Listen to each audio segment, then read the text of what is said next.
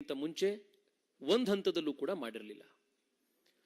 ಚುನಾವಣೆ ಗೆದ್ದಾದ ನಂತರದಲ್ಲಿ ಮೊದಲನೇ ದಿವಸದಿಂದನೇ ಕೊಟ್ಟಂತ ಭರವಸೆ ಈಡೇರಿಸಲಿಕ್ಕೆ ಸಾಧ್ಯ ಆಗೋದಿಲ್ಲ ಅನ್ನುವಂಥ ವಾಸ್ತವಿಕ ಅರಿವು ಕಾಂಗ್ರೆಸ್ ಸರ್ಕಾರಕ್ಕಾಯಿತು. ಇದರ ಮೊದಲ ಉದಾಹರಣೆ ಅಂದ್ರೆ 10 ಕೆಜಿಗಳ ಅಕ್ಕಿಯನ್ನು ಕೊಡ್ತೀವಿ ಅಂತ ಸಿದ್ದರಾಮಯ್ಯನವರು ಏನು ಘೋಷಣೆ ಮಾಡಿದ್ರು. ಯಾವಾಗ ಅವರಿಗೆ 10 ಕೆಜಿ ಅಕ್ಕಿ ಅನ್ನಭಾಗ್ಯದಲ್ಲಿ ಕೊಡ್ಲಿಕ್ಕೆ ಆಗಲ್ಲ ಅಂತ ಗೊತ್ತಾಯ್ತೋ ತಕ್ಷಣದಲ್ಲಿ ಕೇಂದ್ರ ಸರ್ಕಾರ ನಮಗೆ ಅಕ್ಕಿ ಕೊಡೋದನ್ನ ನಿಲ್ಲಿಸಿದೆ, ಕರ್ನಾಟಕಕ್ಕೆ ಅನ್ಯಾಯ ಆಗಿದೆ ಅನ್ನುವಂತ ಒಂದು ವಾದವನ್ನು ಶುರು ಮಾಡಿದ್ರು. ನಾವು ಅನ್ನಭಾಗ್ಯವನ್ನು ಅನೌನ್ಸ್ ಮಾಡಿದ ತಕ್ಷಣದಲ್ಲೇನೆ ಮೋದಿ ಸರ್ಕಾರ ಕರ್ನಾಟಕಕ್ಕೆ ಕೊಡಬೇಕಾಗಿರುವಂತಹ ಅನ್ನವನ್ನ ನಿಲ್ಲಿಸಿದ್ರು ಅನ್ನುವಂಥ ಸುಳ್ಳು ಆರೋಪವನ್ನು ಶುರು ಮಾಡಿದ್ರು. ನಂತರದ ದಿನದಲ್ಲಿ ಚುನಾವಣೆಗಿಂತ ಮುಂಚೆನೆ ದೇಶದ ಎಲ್ಲ ರಾಜ್ಯಗಳಿಗೂ ಕೂಡ ಓಪನ್ ಮಾರ್ಕೆಟ್ ನಲ್ಲಿ ತಗೊಳ್ಳುವಂತ ಕಾನೂನನ್ನ ಕೇಂದ್ರ ಸರ್ಕಾರ ತಂದಿತ್ತು. ರಾಜ್ಯಕ್ಕೆ ಯಾವುದೇ ರೀತಿಯಾದಂತಹ ಅನ್ಯಾಯ ಆಗ್ಲಿಲ್ಲ ಅನ್ನುವಂಥ ಸತ್ಯ ಹೊರಬಂದ ಮೇಲೆ ಅನ್ನಭಾಗ್ಯದ ಕುರಿತಾಗಿರುವಂತಹ ನಾಟಕ ಅಲ್ಲೇ ಬಂದಾಯಿತು. ನಂತರದಲ್ಲಿ ರಾಜ್ಯದ ಉಪಮುಖ್ಯಮಂತ್ರಿಗಳಾದಂಥ ಡಿ ಕೆ ಶಿವಕುಮಾರ್ ಅವರಿಗೆ ಗೊತ್ತಾಯಿತು ರಾಜ್ಯದ ಬೊಕ್ಕಸದಲ್ಲಿ ಅಭಿವೃದ್ಧಿ ಕೆಲಸಗಳಿಗೆ ಯಾವುದೇ ರೀತಿಯಾದಂತಹ ಹಣ ಇಲ್ಲ ಅಂತ. ಡಿ ಕೆ ಶಿವಕುಮಾರ್ ಅವರನ್ನೇ ಮಾಧ್ಯಮದ ಎದುರುಗಡೆ ಹೇಳಿಕೆ ಕೊಟ್ಟರು 2-3 ತಿಂಗಳ ಹಿಂದೆ. ರಾಜ್ಯದಲ್ಲಿ ಈ ವರ್ಷ ಯಾವುದೇ ಅಭಿವೃದ್ಧಿ ಆಗೋದಿಲ್ಲ, ನೋ ಡೆವಲಪ್ಮೆಂಟ್ ದಿಸ್ ಇಯರ್ ಅಂತ ಡಿ ಕೆ ಶಿವಕುಮಾರ್ ಸ್ಟೇಟ್ಮೆಂಟ್ ಕೊಟ್ಟರು. ಅದಾದ ಕೆಲವೇ ವಾರಗಳಲ್ಲಿ ಮುಖ್ಯಮಂತ್ರಿಗಳ ಆರ್ಥಿಕ ಸಲಹೆಗಾರರಾದಂತಹ ಬಸವರಾಜ ರಾಯರೆಡ್ಡಿ ಅವರು 58,000 ಕೋಟಿ ರೂಪಾಯಿಯಷ್ಟು ದುಡ್ಡು ನಮಗೆ ಈ ಗ್ಯಾರಂಟಿಗಳನ್ನು ಪೂರೈಸೋದಕ್ಕೆ ಬೇಕು, ರಾಜ್ಯದಲ್ಲಿ ಈ ಮಟ್ಟನ ದುಡ್ಡಿಲ್ಲ, ಆದ್ರಿಂದ ಕೇಂದ್ರ ಸರ್ಕಾರದ ಹತ್ರ ನಾವು ಹೇಗಾದ್ರೂ ಮಾಡಿ ದುಡ್ಡನ್ನ ಪಡ್ಕೊಳ್ಬೇಕು ಅನ್ನುವಂತ ಹೇಳಿಕೆಯನ್ನ ಮುಖ್ಯಮಂತ್ರಿಗಳ ಆರ್ಥಿಕ ಸಲಹೆಗಾರರು ಕೂಡ ಇದೇ ಹೇಳಿಕೆಯನ್ನು ಕೊಟ್ಟರು. ಈ ಕಾಂಟೆಕ್ಸ್ಟ್ ನಲ್ಲಿ ಅಂದ್ರೆ ಬೇಕಾಬಿಟ್ಟಿಯಾದಂತಹ ಬೇಜವಾಬ್ದಾರಿಯುತ ಹೇಳಿಕೆಗಳನ್ನ ಭರವಸೆಗಳನ್ನ ಚುನಾವಣೆ ಸಂದರ್ಭದಲ್ಲಿ ನೀಡಿ ಸರ್ಕಾರಕ್ಕೆ ಬಂದಾದ ಮೇಲೆ ಯಾವಾಗ ಇದನ್ನ ಯಾವುದನ್ನೂ ಕೂಡ ಈಡೇರಿಸಲಿಕ್ಕೆ ಸಾಧ್ಯ ಆಗೋದಿಲ್ಲ ಅನ್ನುವಂಥ ವಾಸ್ತವಿಕತೆ ಅರಿವಾಯಿತು, ಆಗ ಕೇಂದ್ರ ಸರ್ಕಾರದ ಮೇಲೆ ಗೂಬೆ ಕೂರಿಸುವಂತ ಪ್ರಯತ್ನ ಒಂದಲ್ಲ ಎರಡಲ್ಲ ಸತತವಾಗಿ ಅಧಿಕಾರಕ್ಕೆ ಬಂದ ಮೊದಲ ದಿವಸದಿಂದ ನಡ್ಕೊಂಡು ಬಂದಿದೆ. ಈ ಕಾಂಟೆಕ್ಸ್ಟ್ ನಲ್ಲೇನೆ ಇವತ್ತು ಕಾಂಗ್ರೆಸ್ ಪಾರ್ಟಿಯ ಜಂತರ್ ಮಂತರ್ನಲ್ಲಿ ನಡೀತಾ ಇರುವಂತಹ ಡ್ರಾಮಾವನ್ನು ಕೂಡ ಈ ಕಾಂಟೆಕ್ಸ್ಟ್ ನಲ್ಲೇ ನಾವು ನೋಡಬೇಕಾಗಿದೆ. ಮಾನ್ಯ ಮುಖ್ಯಮಂತ್ರಿಗಳು ಮತ್ತು ಕಾಂಗ್ರೆಸ್ ಸರ್ಕಾರ ಮಾಡ್ತಾ ಇರುವಂತಹ ಮೊದಲ ಆರೋಪ ಅಂತಂದ್ರೆ ಕರ್ನಾಟಕಕ್ಕೆ ಕೇಂದ್ರ ಸರ್ಕಾರದಿಂದ ಅನ್ಯಾಯ ಆಗಿದೆ, ನಮಗೆ ಬರಬೇಕಾಗಿರುವಂತ ಹಣ ಕಡಿಮೆ ಆಗಿದೆ ಅನ್ನುವಂಥದ್ದು ಅವರ ಮೊದಲ ಆರೋಪ.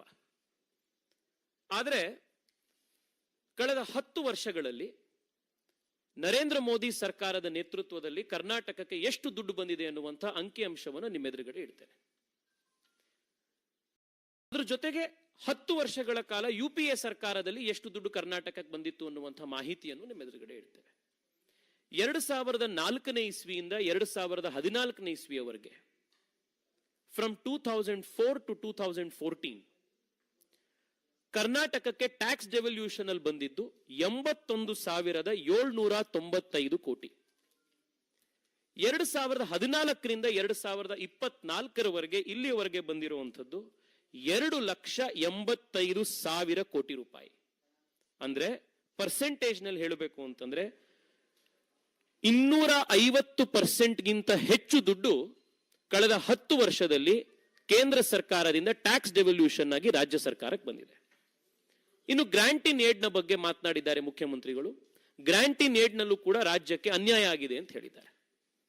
2004ರಿಂದ 2014ನೇ ಇಸ್ವಿಯವರೆಗೆ UPA 10 ವರ್ಷದಲ್ಲಿ ಕರ್ನಾಟಕಕ್ಕೆ 60,779 ಕೋಟಿ ಗ್ರಾಂಟ್ ಇನ್ ಏಡ್ ಬಂದಿತ್ತು. ಕಳೆದ 10 ವರ್ಷದಲ್ಲಿ ನರೇಂದ್ರ ಮೋದಿಯವರ ನೇತೃತ್ವದಲ್ಲಿ ಕರ್ನಾಟಕಕ್ಕೆ 2,08,832 ಕೋಟಿ ಗ್ರಾಂಟ್ ಇನ್ ಏಡ್ ಬಂದಿದೆ. ಗ್ರಾಂಟ್ ಇನ್ ಏಡ್ ನ ಪರ್ಸೆಂಟೇಜ್ ಇನ್ಕ್ರೀಸ್ ಅಂದ್ರೆ 243% ಇನ್ಕ್ರೀಸ್ ಕಳೆದ 10 ವರ್ಷದಲ್ಲಿ ನಮ್ಮ ಸರ್ಕಾರದ ಅವಧಿಯಲ್ಲಾಗಿದೆ. ವಾಸ್ತವಿಕತೆ ಹೀಗಿದ್ರೂ ಕೂಡ ಕರ್ನಾಟಕಕ್ಕೆ ಅನ್ಯಾಯ ಆಗಿದೆ ಅನ್ನುವಂಥ ಸುಳ್ಳನ್ನ ಪದೇ ಪದೇ ಮುಖ್ಯಮಂತ್ರಿಗಳು ಮತ್ತು ರಾಜ್ಯ ಕಾಂಗ್ರೆಸ್ ಸರ್ಕಾರ ಮಾಡ್ತಾ ಇದೆ. ಎಷ್ಟು ದುಡ್ಡು ಕರ್ನಾಟಕಕ್ಕೆ ಕಳೆದ 10 ವರ್ಷದಲ್ಲಿ ಬಂದಿದೆ ಅಂತಂದ್ರೆ, ಕಳೆದ 20 ವರ್ಷದಲ್ಲಿ ಕೇಂದ್ರ ಸರ್ಕಾರದಿಂದ ಕರ್ನಾಟಕಕ್ಕೆ ಎಷ್ಟು ದುಡ್ಡು ಬಂದಿದೆಯೋ ಅದರಲ್ಲಿ 75% ದುಡ್ಡು ಕೇವಲ ಕಳೆದ 10 ವರ್ಷದಲ್ಲಿ ನರೇಂದ್ರ ಮೋದಿ ಸರ್ಕಾರದಲ್ಲಿ ಬಂದಿದೆ. ನಾನು ಇದನ್ನು ರಿಪೀಟ್ ಮಾಡ್ತೀನಿ. 20 ವರ್ಷದಲ್ಲಿ ಕರ್ನಾಟಕಕ್ಕೆ ಎಷ್ಟು ದುಡ್ಡು ಕೇಂದ್ರ ಸರ್ಕಾರದಿಂದ ಬಂದಿದೆಯೋ ಅದರ 75% ದುಡ್ಡು ಕಳೆದ 10 ವರ್ಷದಲ್ಲಿ ನರೇಂದ್ರ ಮೋದಿ ಸರ್ಕಾರದಲ್ಲಿ ಬಂದಿದೆ. ವಾಸ್ತವಿಕತೆ, ಅಂಕಿಅಂಶಗಳು ಈ ರೀತಿ ಇದ್ದಾಗ ರಾಜ್ಯದ ಜನರನ್ನ, ದೇಶದ ಜನರನ್ನ ಸುಳ್ಳು ಹೇಳಿ ದಾರಿ ತಪ್ಪಿಸುವಂತಹ ಪ್ರಯತ್ನವನ್ನ ಮುಖ್ಯಮಂತ್ರಿಗಳು ಜವಾಬ್ದಾರಿಯುತ ಸ್ಥಾನದಲ್ಲಿರುವಂತವರು ಮಾಡಬಾರದು ಅನ್ನುವಂಥ ಆಗ್ರಹವನ್ನ ಮಾಡ್ತಾ ಇದ್ದೀವಿ. ಎರಡನೆಯ ಮುಖ್ಯಮಂತ್ರಿಗಳ ಆರ್ಗ್ಯುಮೆಂಟ್ ಇರುವಂಥದ್ದು ಅಂದ್ರೆ, ರಾಜ್ಯ ಸರ್ಕಾರ ಕರ್ನಾಟಕದಲ್ಲಿ ಕಾಂಗ್ರೆಸ್ ಅಧಿಕಾರಕ್ಕೆ ಬಂದ ನಂತರದಲ್ಲಿ ಕೇಂದ್ರ ಸರ್ಕಾರದವರು ತಾರತಮ್ಯ ಮಾಡಿ ನಮಗೆ ಫಂಡ್ ಅಲೋಕೇಶನ್ ಕಡಿಮೆ ಮಾಡಿದ್ದಾರೆ ಅಂತ. ಮುಖ್ಯಮಂತ್ರಿಗಳು 13 ಬಜೆಟ್ಗಳನ್ನು ಮಂಡಿಸಿರುವಂಥವ್ರು. ಕೇಂದ್ರ ಸರ್ಕಾರ, ರಾಜ್ಯ ಸರ್ಕಾರದಲ್ಲಿ ಫಂಡ್ ಡೆವಲ್ಯೂಷನ್ ಯಾವ ರೀತಿ ಆಗತ್ತೆ ಅನ್ನುವಂಥ ಮಾಹಿತಿ ಅವರೆಲ್ಲರಿಗೂ ಇದೆ. ಯಾವುದೇ ಸರ್ಕಾರ, ಕೇಂದ್ರದ್ದಾಗಿರ್ಲಿ ರಾಜ್ಯದ್ದಾಗಿರ್ಲಿ, ಇವತ್ತು ಈ ಸರ್ಕಾರ ಇಲ್ಲಿಗೆ ಬಂತು, ಈ ಪಾರ್ಟಿಯವರು ಇಲ್ಲಿಗೆ ಅಧಿಕಾರಕ್ಕೆ ಬಂದ್ರು ಅನ್ನೋ ಒಂದು ವಿಮ್ಸಿಕಲ್ ಆಧಾರದ ಮೇಲೆ ಮನಸೋ ಇಚ್ಛೆ ಫಂಡ್ ಡೆವಲ್ಯೂಷನ್ ಅನ್ನ ಮಾಡ್ಲಿಕ್ಕೆ ಸಾಧ್ಯ ಆಗೋದಿಲ್ಲ. ಅದಕ್ಕೆ ಅದೇ ಆದಂತಹ ರೂಲ್ಸ್ಗಳಿರ್ತವೆ, ಅದಕ್ಕೆ ಆದಂತಹ ಆಡಿಟಿಂಗ್ ಸಿಸ್ಟಮ್ಗಳಿರ್ತವೆ, ಅದ್ರ ಪ್ರಕಾರನೇ ಫಂಡ್ ಡೆವಲ್ಯೂಷನ್ ಆಗಬೇಕಾಗಿರುವಂಥದ್ದು. ಉದಾಹರಣೆಗೆ, ಸ್ಟೇಟ್ ಕಲೆಕ್ಟ್ ಮಾಡುವಂತ GST 100% ಕಾಂಪೋನೆಂಟ್ ರಾಜ್ಯ ಸರ್ಕಾರಕ್ಕೆ ಬರುತ್ತೆ. ಇಂಟಿಗ್ರೇಟೆಡ್ GST ಅಲ್ಲಿ ಅಪ್ರಾಕ್ಸಿಮೇಟ್ಲಿ 50% ರಾಜ್ಯ ಸರ್ಕಾರಕ್ಕೆ ಹೋಗುತ್ತೆ. ಇನ್ನು ಸೆಂಟ್ರಲ್ GST ಅಲ್ಲಿ ಡೆವಲ್ಯೂಷನ್ ಹೇಗಾಗಬೇಕು ಅನ್ನುವಂಥದ್ದನ್ನ ಫೈನಾನ್ಸ್ ಕಮಿಷನ್, ಒಂದು ಸಾಂವಿಧಾನಿಕ ಸಂಸ್ಥೆ, ಸ್ವಾಯತ್ತ ಸಂಸ್ಥೆ, ಅವರು ತಯಾರು ಮಾಡುವಂಥ ರೂಲ್ಸ್ ನ ಆಧಾರದ ಮೇಲೆನೆ ಡೆವಲ್ಯೂಷನ್ ಆಗುತ್ತೆ. ಈ ರೂಲ್ಸ್ ಅನ್ನು ಹೊರತುಪಡಿಸಿ ಯಾವ ಕೇಂದ್ರ ಸರ್ಕಾರವೂ ಕೂಡ ಹಿಂದೆನೂ ಅಷ್ಟೇ, ಇವತ್ತು ಅಷ್ಟೇ, ಮುಂದೆನೂ ಅಷ್ಟೇ ಮನಸೋ ಇಚ್ಛೆ ಈ ಸರ್ಕಾರದಲ್ಲಿ ಈ ರಾಜ್ಯಕ್ಕೆ ನಮ್ಗೆ ಇಷ್ಟ ಇದೆ ಅದಕ್ಕೆ ನಾವು ಜಾಸ್ತಿ ಕೊಡ್ತೀವಿ, ಈ ರಾಜ್ಯಕ್ಕೆ ನಮ್ಗೆ ಇಷ್ಟ ಆಗಲಿಲ್ಲ ಅನ್ನೋ ರಾಜಕೀಯ ಕಾರಣಕ್ಕೆ ಕೊಡ್ಲಿಕ್ಕೆ ಆಗೋದೇ ಇಲ್ಲ. ಈ ವಾಸ್ತವದ ಅರಿವು ಮುಖ್ಯಮಂತ್ರಿಗಳಿಗಿದ್ರೂ ಕೂಡ ಮತ್ತೆ ರಾಜ್ಯದ ಜನತೆಯನ್ನ ದಾರಿ ತಪ್ಪಿಸುವಂತ, ಸುಳ್ಳು ಹೇಳಿ ದಾರಿ ತಪ್ಪಿಸುವಂತ ಪ್ರಯತ್ನ ನಡೀತಾ ಇದೆ. ಫೈನಾನ್ಸ್ ಕಮಿಷನ್ ಸಂಬಂಧಪಟ್ಟಂತೆ ಮುಖ್ಯಮಂತ್ರಿಗಳು 3 ಆರೋಪವನ್ನು ಮಾಡಿದ್ದಾರೆ. ಮೊದಲನೇದು, ಕರ್ನಾಟಕಕ್ಕೋಸ್ಕರನೇ 1% ಕಡಿಮೆ ಮಾಡಿದ್ದಾರೆ, ಕರ್ನಾಟಕದ ಕ್ಲೇಮ್ ಅನ್ನ ಫೈನಾನ್ಸ್ ಕಮಿಷನ್ ಅವರು ಕಡಿಮೆ ಮಾಡಿದ್ದಾರೆ ಅನ್ನೋ ಆರೋಪ ಇದೆ. ಫೈನಾನ್ಸ್ ಕಮಿಷನ್ ನಲ್ಲಿ ರೆಡ್ಯೂಸ್ ಆಗಿರುವಂತಹ ಈ 1% ಏನಿದೆ, ಇದು ಕೇವಲ ಕರ್ನಾಟಕಕ್ಕೆ ಮಾತ್ರ ರಿಡಕ್ಷನ್ ಆಗಿರೋದಲ್ಲ, ಇದು ದೇಶದ ಎಲ್ಲ ರಾಜ್ಯಗಳಿಗೂ ಕೂಡ ರಿಡಕ್ಷನ್ ಆಗಿದೆ. ಇದ್ರ ಕಾರಣ ಏನು ಅಂತಂದ್ರೆ, ಆರ್ಟಿಕಲ್ 370 ಅಬ್ರೋಗೇಟ್ ಮಾಡಿದ ನಂತರದಲ್ಲಿ ಜಮ್ಮು ಕಾಶ್ಮೀರ ಮತ್ತು ಲಡಾಖ್ ಯೂನಿಯನ್ ಟೆರಿಟರಿಗಳಾಗಿ ಹೊರಹೊಮ್ಮಿದ್ರಿಂದ ನೇರವಾಗಿ ಕೇಂದ್ರ ಸರ್ಕಾರದ ಫಂಡ್ ಇಂದ ಜಮ್ಮು ಕಾಶ್ಮೀರ ಮತ್ತು ಲಡಾಖಿಗೆ ಅಕಾಮಡೇಟ್ ಮಾಡಬೇಕಾದ್ರಿಂದ ಇಡೀ ದೇಶದ ಎಲ್ಲ ರಾಜ್ಯಗಳಿಗೂ ಕೂಡ 1% ಕಡಿಮೆ ಆಗಿದೆ. ಆದ್ರೆ ಕರ್ನಾಟಕಕ್ಕೆ ಮಾತ್ರ ಕಡಿಮೆ ಮಾಡಿದ್ದಾರೆ ಅಂತ ಹೇಳ್ತಾ ಇರುವಂತಹ ಮುಖ್ಯಮಂತ್ರಿಗಳ ವಾದ ಫೈನಾನ್ಸ್ ಕಮಿಷನ್ ನ ಡಾಕ್ಯುಮೆಂಟ್ಸ್ ನ ಆಧಾರದ ಮೇಲೆನೆ ಸುಳ್ಳು ಅನ್ನುವಂಥದ್ದು ಮತ್ತೊಮ್ಮೆ ಸಾಬೀತಾಗಿದೆ. ಎರಡನೇದು, ಫೈನಾನ್ಸ್ ಕಮಿಷನ್ ಕೇಂದ್ರ ಸರ್ಕಾರದ ಅಣತಿಯಂತೆ ಕರ್ನಾಟಕಕ್ಕೆ ಅನ್ಯಾಯ ಮಾಡಿದೆ ಅನ್ನುವಂಥದ್ದು ಮಾನ್ಯ ಮುಖ್ಯಮಂತ್ರಿಗಳ ವಾದ. ಮುಖ್ಯಮಂತ್ರಿಗಳಿಗೂ ಚೆನ್ನಾಗಿ ಗೊತ್ತಿದೆ, ಫೈನಾನ್ಸ್ ಕಮಿಷನ್ ಆರ್ಟಿಕಲ್ 280 ಕೆಳಗಡೆ, ಸಂವಿಧಾನದ ಆರ್ಟಿಕಲ್ 280 ಕೆಳಗಡೆ ನಿರ್ಮಿತಿಯಾಗಿರುವಂತಹ ಒಂದು ಸ್ವಾಯತ್ತ ಸಾಂವಿಧಾನಿಕ ಸಂಸ್ಥೆ. ಅದರಲ್ಲಿ ರಾಜ್ಯ ಸರ್ಕಾರದ ಮತ್ತು ಕೇಂದ್ರ ಸರ್ಕಾರದ ಅಭಿಪ್ರಾಯ ಸಂಗ್ರಹ ನಡೆಯುತ್ತೆ ಹೊರತು they are N independent body. ಈ ಫೈನಾನ್ಸ್ ಕಮಿಷನ್ ಕೂಡ 15th ಫೈನಾನ್ಸ್ ಕಮಿಷನ್ ಈ ರೆಕಮೆಂಡೇಶನ್ಗಳನ್ನ ಮಾಡುವಂತ ಸಂದರ್ಭಕ್ಕಿಂತ ಮುಂಚೆ ಕರ್ನಾಟಕಕ್ಕೆ ಬಂದಿದ್ರು.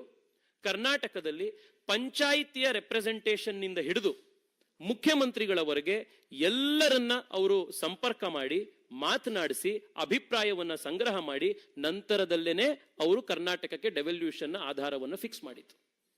ಯಾವತ್ತು ಬಂದಿದ್ರು ಫೈನಾನ್ಸ್ ಕಮಿಷನ್ ಅವರು ಕರ್ನಾಟಕಕ್ಕೆ? 23ರಿಂದ 26 ಜೂನ್ 2019. ಈ ಡೇಟ್ ಅನ್ನು ನಾನು ಮತ್ತೆ ಓದ್ತಾ ಇದ್ದೀನಿ.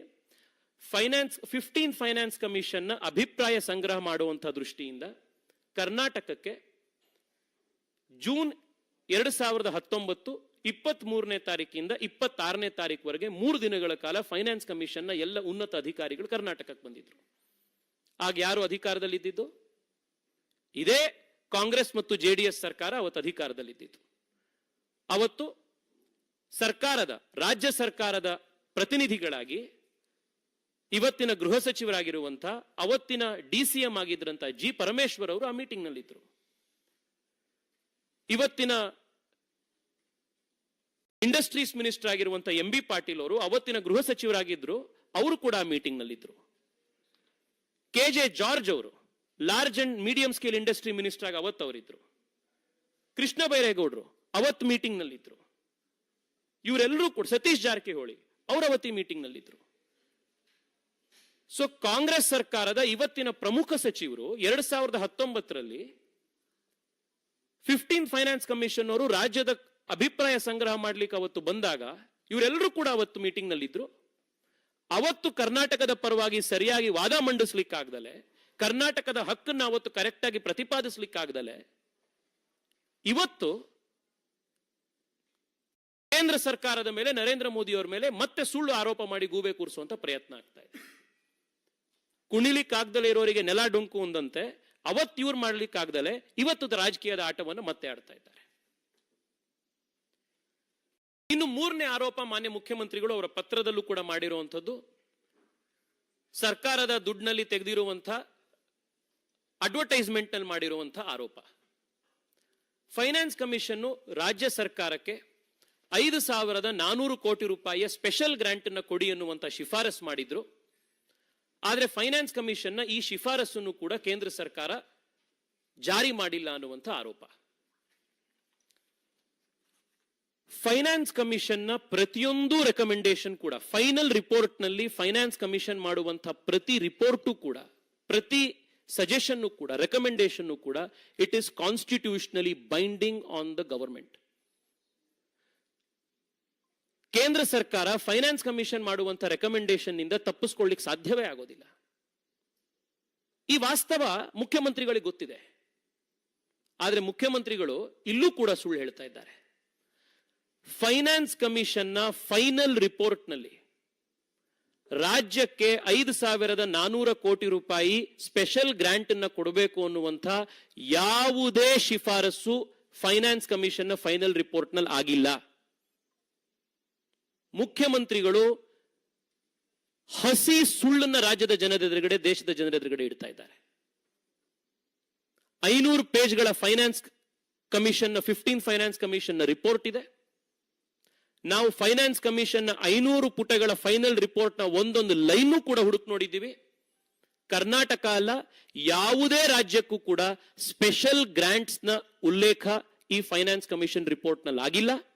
ಕರ್ನಾಟಕಕ್ಕೆ 5,436 ಕೋಟಿ ರೂಪಾಯಿಯ ಸ್ಪೆಷಲ್ ಗ್ರಾಂಟ್ಸ್ ಕೊಡಬೇಕು ಅನ್ನುವಂತಹ ಕಾಂಗ್ರೆಸ್ ಸರ್ಕಾರದ ಮಾನ್ಯ ಮುಖ್ಯಮಂತ್ರಿಗಳ ಆರ್ಗ್ಯುಮೆಂಟ್ ಏನಿದೆ, ಇಟ್ ಇಸ್ ಅ ವೈಟ್ ಲೈ, ಹಸಿ ಸುಳ್ಳು. ಸಂವಿಧಾನದ ಆರ್ಟಿಕಲ್ 281 ನಲ್ಲಿ ಫೈನಾನ್ಸ್ ಕಮಿಷನ್ ಕೊಡುವಂತಹ ರೆಕಮೆಂಡೇಶನ್ಸ್ಗಳು ಕೇಂದ್ರ ಸರ್ಕಾರ ಕಂಪಲ್ಸರಿಯಾಗಿ ಪಾಲಿಸಬೇಕು. ಪಾಲಿಸಿರೋದ್ರ ಬಗ್ಗೆ ಪಾರ್ಲಿಮೆಂಟ್ ನಲ್ಲಿ ರಿಪೋರ್ಟ್ ನ ಕೊಡಬೇಕು ಅನ್ನುವಂಥ ಒಂದು ಕಾನ್ಸ್ಟಿಟ್ಯೂಷನಲ್ ಮ್ಯಾಂಡೇಟ್ ಇದೆ. ನಾನು ಮತ್ತೆ ರಿಪೀಟ್ ಮಾಡ್ತೀನಿ. ಆರ್ಟಿಕಲ್ 281 ನಲ್ಲಿ ಫೈನಾನ್ಸ್ ಕಮಿಷನ್ ಮಾಡುವಂತಹ ರೆಕಮೆಂಡೇಶನ್ಸ್ ಗಳನ್ನ ಕೇಂದ್ರ ಸರ್ಕಾರ ಜಾರಿಗೆ ತರಬೇಕು. ಜಾರಿಗೆ ತಂದಾದ ನಂತರದಲ್ಲಿ ಯಾವ ರೀತಿ ಇಂಪ್ಲಿಮೆಂಟ್ ಮಾಡಿದೀರಾ ಅನ್ನುವಂಥ ಆಕ್ಷನ್ ಟೇಕನ್ ರಿಪೋರ್ಟ್ ಅನ್ನ ಪಾರ್ಲಿಮೆಂಟ್ ಗೆ ಸಬ್ಮಿಟ್ ಮಾಡಬೇಕು ಅನ್ನುವಂಥ ಕಾನ್ಸ್ಟಿಟ್ಯೂಷನಲ್ ಮ್ಯಾಂಡೇಟ್ ಆರ್ಟಿಕಲ್ 281 ನಲ್ಲಿದೆ. ನಾನು ಮುಖ್ಯಮಂತ್ರಿಗಳಿಗೆ ಇವತ್ತು ಸವಾಲ್ ಹಾಕ್ತೇನೆ. ಅಕಸ್ಮಾತ್ ಏನಾದರೂ ನೀವು ಹೇಳೋ ಪ್ರಕಾರ ಫೈನಾನ್ಸ್ ಕಮಿಷನ್ ನ ಫೈನಲ್ ರಿಪೋರ್ಟ್ ನಲ್ಲಿ ಸ್ಪೆಷಲ್ ಗ್ರಾಂಟ್ ಕರ್ನಾಟಕ ಕೊಡಬೇಕು ಅನ್ನುವಂಥ ಶಿಫಾರಸ್ ಇದ್ದ ಪಕ್ಷದಲ್ಲಿ, ಕೇಂದ್ರ ಸರ್ಕಾರ ಅದನ್ನ ಮಾಡಿದಿದ್ದ ಪಕ್ಷದಲ್ಲಿ, ನೀವು ಆರ್ಟಿಕಲ್ 281 ವಯೋಲೇಷನ್ ಆಗಿದೆ ಎನ್ನುವಂಥ ಕಾರಣಕ್ಕೆ ಸುಪ್ರೀಂ ಕೋರ್ಟಿಗೆ ಹೋಗ್ಬೋದು. ಆದ್ರೆ ನೀವು ಸುಪ್ರೀಂ ಕೋರ್ಟಿಗೆ ಹೋಗ್ತಾ ಇಲ್ಲ, ಜಂತರ್ ಮಂತರಿಗೆ ಬರ್ತಾ ಇದ್ದೀರಿ. ಯಾಕೆಂದ್ರೆ ನಿಮಗೆ ನ್ಯಾಯ ಬೇಕಾಗಿಲ್ಲ, ನಿಮಗೆ ಅಭಿವೃದ್ಧಿ ಬೇಕಾಗಿಲ್ಲ, ನಿಮಗೆ ರಾಜಕೀಯ ಬೇಕಾಗಿದೆ. ಇನ್ನು 4ನೇ ಅಂಶ, ಮಾನ್ಯ ಮುಖ್ಯಮಂತ್ರಿಗಳು ಮಾಡಿರುವಂತಹ ಆರೋಪ, ಕರ್ನಾಟಕಕ್ಕೆ ಜಿಎಸ್ಟಿ ಬಂದಾದ ನಂತರದಲ್ಲಿ ಪ್ರತಿ ವರ್ಷ ಲಾಸ್ ಆಗ್ತಾ ಇದೆ ಕರ್ನಾಟಕಕ್ಕೆ. ಜಿಎಸ್ಟಿ ಬರೋದಕ್ಕಿಂತ ಮುಂಚೆ ನಮಗೆ ಜಾಸ್ತಿ ದುಡ್ಡು ಕರ್ನಾಟಕಕ್ಕೆ ಬರ್ತಾ ಇತ್ತು, ಜಿಎಸ್ಟಿ ಬಂದಾದ ಮೇಲೆ ಕರ್ನಾಟಕಕ್ಕೆ ಅನ್ಯಾಯ ಆಗಿದೆ ಅನ್ನುವಂಥ ಆರೋಪ ಮುಖ್ಯಮಂತ್ರಿಗಳು ಮಾಡ್ತಾ ಇದ್ದಾರೆ. ಅದರ ಜೊತೆಗೇನೆ ಅವ್ರು ಮಾಡ್ತಾ ಇರುವಂತಹ ಮತ್ತೊಂದು ಆರೋಪ, ಏಕಾಏಕಿಯಾಗಿ ಜಿಎಸ್ಟಿಯನ್ನ ಕಾಂಪನ್ಸೇಷನ್ ಅನ್ನ ಕೇಂದ್ರ ಸರ್ಕಾರ 5 ವರ್ಷ ಕೊಟ್ಟಿದ್ದು 5 ವರ್ಷ ಆಗಿದ ತಕ್ಷಣ ಏಕಾಏಕಿ ನಿಲ್ಲಿಸ್ಬಿಟ್ರು. ಇದು ಮುಖ್ಯಮಂತ್ರಿಗಳ 2ನೇ ಆರೋಪ. ಅಂಕಿಅಂಶಗಳ ಜೊತೆಗೆ ಮಾನ್ಯ ಮುಖ್ಯಮಂತ್ರಿಗಳಿಗೆ ನಾನು ಮತ್ತೆ ಕೇಳ್ತಾ ಇದ್ದೀನಿ, ಯಾಕೆ ಈ ರೀತಿ ಸುಳ್ಳು ಹೇಳ್ತೀರಿ? ಕರ್ನಾಟಕಕ್ಕೆ 2017-18 ಜಿಎಸ್ಟಿ ಶುರುವಾದ ನಂತರದಲ್ಲಿ 31,900 ಕೋಟಿ 17-18 ನಲ್ಲಿ ಬಂದಿದ್ದು, 18-19 ನಲ್ಲಿ 55,356 ಕೋಟಿ ಬಂದಿದ್ದು, 19-20ಯಲ್ಲಿ 61,900 ಕೋಟಿ ಬಂದಿದ್ದು, ಫೈನಾನ್ಷಿಯಲ್ ಇಯರ್ 2021 ನಲ್ಲಿ 73,000 ಕೋಟಿ ಬಂದಿದ್ದು, ಫೈನಾನ್ಷಿಯಲ್ ಇಯರ್ 21-22 ಅಲ್ಲಿ 82,000 ಕ್ರೋರ್ಸ್ ಬಂದಿದ್ದು.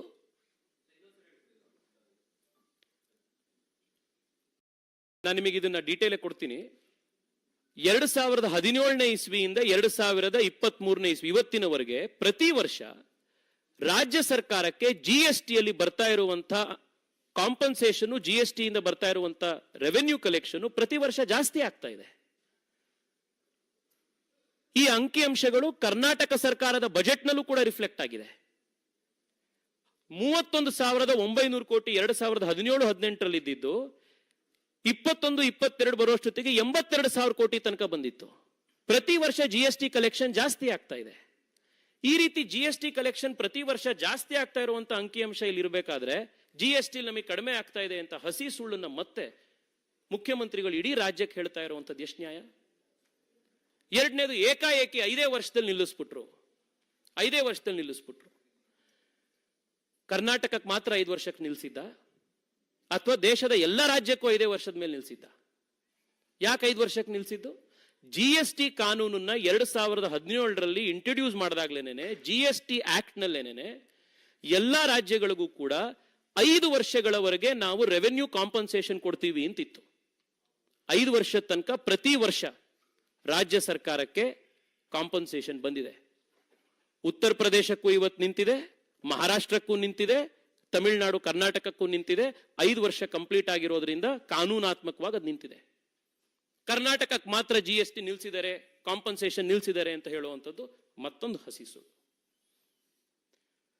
ಇನ್ನು ಮಾನ್ಯ ಮುಖ್ಯಮಂತ್ರಿಗಳು ಮಾಡಿರುವಂಥ ಇನ್ನೊಂದು ಮಹತ್ತರವಾದಂಥ ಆರೋಪ ಅಂತಂದ್ರೆ, ಕರ್ನಾಟಕ ಮಹಾರಾಷ್ಟ್ರದ ನಂತರ, ದೆಹಲಿ ನಂತರ ಅತಿ ಹೆಚ್ಚು ತೆರಿಗೆಯನ್ನು ಕೇಂದ್ರ ಸರ್ಕಾರಕ್ಕೆ ಕೊಡುತ್ತೆ, ಆದರೆ ನಮಗೆ ಬರ್ತಾ ಇರುವಂತಹ ವಾಪಸ್ಸು ತೆರಿಗೆ ಏನಿದೆ ಅದು ಬಹಳ ಕಡಿಮೆ ಇದೆ ಅಂತ. ಈ ಆರ್ಗ್ಯುಮೆಂಟು 13 ಬಾರಿ ಬಜೆಟ್ ಮಂಡಿಸಿರುವಂತಹ ಮುತ್ಸದ್ದಿ ರಾಜಕಾರಣಿಯಾಗಿರುವಂತಹ ಮುಖ್ಯಮಂತ್ರಿಗಳಿಗೆ ಶೋಭೆ ತರುವಂತ ಆರ್ಗ್ಯುಮೆಂಟ್ ಅಲ್ಲ. ನನ್ನ ಹಕ್ಕು ನನ್ನ ತೆರಿಗೆ ಅನ್ನುವಂಥ ಈ ಆರ್ಗ್ಯುಮೆಂಟ್ ಏನಿದೆ, ಇದು ದೇಶದ ಸಮಗ್ರತೆಯನ್ನ, ದೇಶದ ಸಂವಿಧಾನದ ಆಶಯವನ್ನ ಅರ್ಥ ಮಾಡ್ಕೊಳ್ದಲೇ ಮಾಡ್ತಾ ಇರುವಂತಹ ಆರ್ಗ್ಯುಮೆಂಟ್ ಇದು. ಒಂದು ಸಮಾಜದಲ್ಲಿ, ಒಂದು ಮನೆಯಲ್ಲಿ ಬೇರೆ ಬೇರೆ ಐತಿಹಾಸಿಕ, ಸಾಮಾಜಿಕ, ಆರ್ಥಿಕ ಕಾರಣಗಳಿಂದಾಗಿ ಕೆಲವರು ಮುಂದಿರ್ತಾರೆ, ಕೆಲವು ರಾಜ್ಯಗಳು ಹಿಂದಾಗಿರ್ತವೆ. ಎಲ್ಲರನ್ನ ಒಟ್ಟಿಗೆ ಸಮನಾಗಿ ತೆಗೆದುಕೊಂಡು ಹೋಗಬೇಕಾಗಿರುವಂಥದ್ದು ಕೇಂದ್ರ ಸರ್ಕಾರದ, ಎಲ್ಲ ರಾಜ್ಯಗಳನ್ನು ಸಮನಾಗಿ ತೆಗೆದುಕೊಂಡು ಹೋಗಬೇಕಾಗಿರೋದು ಕೇಂದ್ರ ಸರ್ಕಾರದ ಕರ್ತವ್ಯ. ಎಲ್ಲ ಜಿಲ್ಲೆಗಳನ್ನು ಕೂಡ ಸಮನಾಗಿ ತೆಗೆದುಕೊಂಡು ಹೋಗಬೇಕಾಗಿರೋದು ರಾಜ್ಯ ಸರ್ಕಾರದ ಕರ್ತವ್ಯ. ನರೇಂದ್ರ ಮೋದಿ ಅವರು ಅಧಿಕಾರಕ್ಕೆ ಬಂದ ಮೊದಲನೇ ದಿವಸದಿಂದನೇ ಸಬ್ಕಾ ಸಾಥ್ ಸಬ್ಕಾ ವಿಕಾಸ್ ಅಂತಂದ್ರು. ಸಬ್ಕಾ ವಿಕಾಸ್ ಸಬ್ಕಾ ಸಾಥ್ ಅಂದಾಗ ಅರ್ಥ ಯಾರು ಹಿಂದುಳಿದಿದಾರೋ ಅವ್ರನ್ನೂ ಕೂಡ ನಾವು ಮುಂದೆ ತೆಗೆದುಕೊಂಡು ಬರಬೇಕಾಗಿರುವಂತ ಪ್ರಯತ್ನ ಅಂತ. ಸಾಮಾಜಿಕ ನ್ಯಾಯ, ಸಾಮಾಜಿಕ ನ್ಯಾಯ ಅಂತ ಪ್ರತಿ ದಿವಸ ಭಾಷಣ ಮಾಡುವಂತ ಮುಖ್ಯಮಂತ್ರಿಗಳಿಗೆ, ಕಾಂಗ್ರೆಸ್ ಸರ್ಕಾರಕ್ಕೆ ಈ ಸಾಮಾಜಿಕ ನ್ಯಾಯ ಯಾಕೆ ಕಾಣ್ತಾ ಇಲ್ಲ? ಇವತ್ತು ಕರ್ನಾಟಕಕ್ಕೆ ನಾವು ಕಟ್ಟಿರೋ ಅಷ್ಟೆಲ್ಲಾ ತೆರಿಗೆ ಕರ್ನಾಟಕಕ್ಕೆ ಬರಬೇಕು ಅನ್ನುವಂಥ ಆರ್ಗ್ಯುಮೆಂಟು 2 ಕಾರಣಕ್ಕೆ ತಪ್ಪು. ಮೊದಲನೇದು, ಕರ್ನಾಟಕದಲ್ಲಿ ಇರುವಂತಹ ಯಾವ್ಯಾವ ಕಂಪನಿಗಳಿದಾವೆ ಸಾಫ್ಟ್ವೇರ್ ಕಂಪ್ನಿ ಇರ್ಬೋದು, ನಮ್ಮ ಮ್ಯಾನುಫ್ಯಾಕ್ಚರಿಂಗ್ ಇಂಡಸ್ಟ್ರೀಸ್ ಇರ್ಬೋದು, ಏನ್ ಬರೀ ಕರ್ನಾಟಕದ ಒಳಗಡೆನೆ ಮಾತ್ರ ವಹಿವಾಟು ನಡೆಯುತ್ತಾ? ದೇಶದಾದ್ಯಂತ ವ್ಯಾಪಾರ ಮಾಡಲ್ವಾ? ಕರ್ನಾಟಕದಿಂದ ಪ್ರೊಡ್ಯೂಸ್ ಮಾಡುವಂತ ಸಾಫ್ಟ್ವೇರ್ ಅನ್ನ ದೆಹಲಿಯ, ಮಹಾರಾಷ್ಟ್ರದ, ಮುಂಬೈನ, ಅಸ್ಸಾಂನ ಕಂಪನಿಗಳು ಉಪಯೋಗಿಸ್ತಾ ಇಲ್ವಾ? ಬೆಂಗಳೂರಿನಲ್ಲೋ, ಹುಬ್ಳಿಯಲ್ಲೋ, ಮೈಸೂರಿನಲ್ಲೋ ಮ್ಯಾನುಫ್ಯಾಕ್ಚರ್ ಮಾಡುವಂತ ಒಂದು ವಸ್ತುನ ಕರ್ನಾಟಕದ, ದೇಶದ ಬೇರೆ ಬೇರೆ ಭಾಗದಲ್ಲಿ ಇದ್ರ ವ್ಯಾಪಾರ ಆಗ್ತಾ ಇಲ್ವಾ? ಪ್ರತಿ ಬಾರಿನೂ ಒಕ್ಕೂಟದ ವ್ಯವಸ್ಥೆಯ ಚಾಂಪಿಯನ್ಸ್ಗಳಂತೆ ಮಾತನಾಡುವಂಥವ್ರು ನಮ್ಮ ಹಕ್ಕು, ನಮ್ಮ ತೆರಿಗೆ ನಮ್ಮಲ್ಲೇ ಉಳಿಬೇಕು ಅನ್ನುವಂಥ ಆರ್ಗ್ಯುಮೆಂಟ್ ನ ಮಾಡಿದ್ರೆ ಇದು ನೀವೇ ಹೇಳುವಂತ ಒಕ್ಕೂಟದ ವ್ಯವಸ್ಥೆಯ ವಿರುದ್ಧ ಇಲ್ವಾ? ಇದೇ ಆರ್ಗ್ಯುಮೆಂಟ್ ಅನ್ನ ಮುಂದುವರಿಸಿದ್ರೆ, ನಾನು ಬೆಂಗಳೂರಿನ ಸಂಸದ, ಇವತ್ತು ಕೋಲಾರ್ನ ಸಂಸದರಿದ್ದಾರೆ, ಗುಲ್ಬರ್ಗಾದ ಸಂಸದರಿದ್ದಾರೆ, ಕರ್ನಾಟಕದ ಅತ್ಯಂತ ಹಿಂದುಳಿದ ಭಾಗದಲ್ಲಿರುವಂತ ನಮ್ಮ ಕಲ್ಯಾಣ ಕರ್ನಾಟಕದ ಸಂಸದರಿದ್ದಾರೆ, ಮೈಸೂರಿನ ಸಂಸದರಿದ್ದಾರೆ. ನಾನು ಬೆಂಗಳೂರಿನ ಎಂಪಿ ಆಗಿ ಬೆಂಗಳೂರಿನ 60% ಬೆಂಗಳೂರಿಗೆ, ಕರ್ನಾಟಕದ GDPಗೆ ಕಾಂಟ್ರಿಬ್ಯೂಷನ್ ಬೆಂಗಳೂರು ಕೊಡುತ್ತೆ. ಬೆಂಗಳೂರಿನ ತೆರಿಗೆ ಬರೀ ಬೆಂಗಳೂರಿಗೆ ಉಪಯೋಗಿಸಬೇಕು ಅನ್ನುವಂತ ಆರ್ಗ್ಯುಮೆಂಟ್ ಮಾಡಿದ್ರೆ ಕರ್ನಾಟಕದ ಹಿತಾಸಕ್ತಿ ಎಲ್ಗೆ ಹೋಗ್ಬೇಕು? ಮಾನ್ಯ ಪ್ರಧಾನಮಂತ್ರಿಗಳು ಕಳೆದ 10 ವರ್ಷದಲ್ಲಿ ಯಾವ ರಾಜ್ಯಗಳು ಹಿಂದುಳಿದಿದಾವೋ, ಅದರಲ್ಲೂ ವಿಶೇಷವಾಗಿ ಯಾವ ಜಿಲ್ಲೆಗಳು ಹಿಂದುಳಿದಿದಾವೋ ಅಂಥ ಜಿಲ್ಲೆಗಳಿಗೆ ಆಸ್ಪಿರೇಷನಲ್ ಡಿಸ್ಟ್ರಿಕ್ಟ್ಸ್ ಅಂತ ಹೇಳಿ ಇನ್ನೂ ವಿಶೇಷವಾದಂಥ ಹಣಕಾಸಿನ ಸಹಾಯ ಕೊಟ್ಟು ಮುಂತೆಗೆದುಕೊಂಡು ಬರುವಂತ ಪ್ರಯತ್ನ ಮಾಡ್ತಾ ಇದ್ದಾರೆ.